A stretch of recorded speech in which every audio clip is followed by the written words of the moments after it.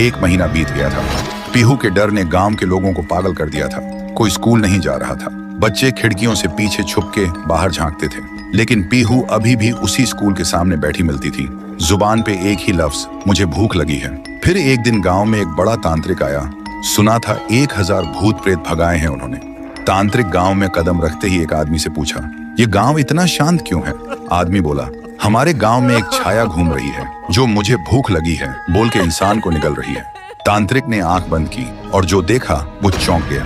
फिर उन्होंने गांव वालों को बुलाया और बोला, वो बच्ची की आत्मा किसी वस्तु में बंद है, हमें उसका असली घर ढूंढना होगा, वहीं कुछ मिल सकता है।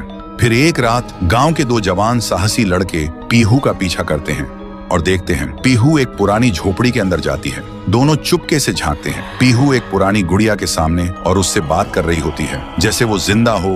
दोनों देखकर चौंक जाते हैं। फिर अगली सुबह वही 2 लड़के झोपड़ी में जाकर वो डॉल उठाते हैं और ले जाते हैं तांत्रिक के पास। तांत्रिक डॉल को देखकर चिल्लाता है, यही है, इसी में बंद है वो बच्ची की आत्मा, इसे आग में जलाना होगा तभी सब खत्म होगा। फिर रात में तांत्रिक गुड़िया को आग में डाल के हवन करता है, जोर जोर से मंत्र जप करता है। तभी एक भयानक चीख गूंजती है, मैं भूखी हूँ। और अचानक वो डॉल हवा में उड़ जाती है और सबके सामने उस डॉल से निकलती है पीहू।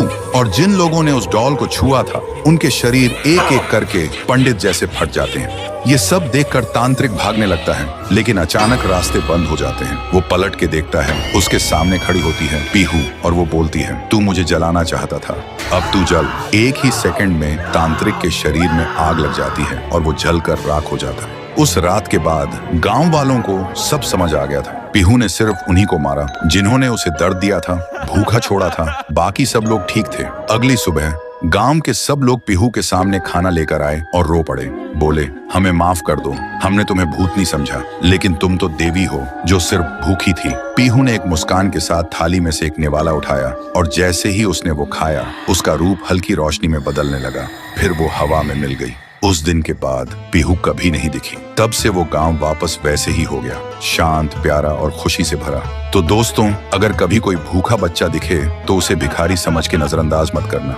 क्या पता वो तुम्हारी इंसानियत का इम्तिहान हो। कमेंट करो, पीहू अब भूखी नहीं है अगर तुम सच में एक इंसान हो।